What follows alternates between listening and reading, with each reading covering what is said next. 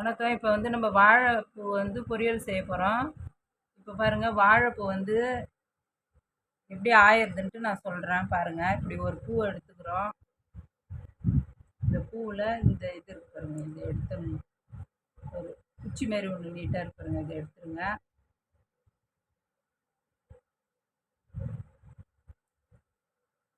வந்து குச்சி மாதிரி இருக்கும், இதை எடுத்துடணும். அப்புறம் வந்து ஒரு இலை மாதிரி வெள்ளையாக இருக்குது பாருங்கள், பூ மாரி, பூவோட இதழ் மாதிரி ஒன்று இருக்கும்.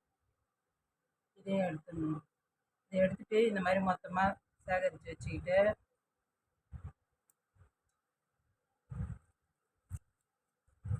இதை நம்ம அரிஞ்சிக்கணும். பொடியாக அரிஞ்சு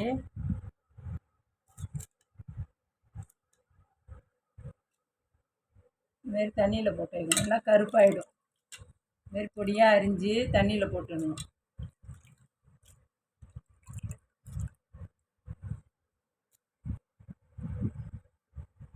இதை வந்து கொஞ்சம் நேரமாக வேக வச்சுட்டு அப்புறமா அதை வந்து தாளித்து கடுகு காஞ்ச மிளகா போட்டு தாளித்து ஒரு வெங்காயம் போட்டு கூட தாளிச்சிக்கலாம்.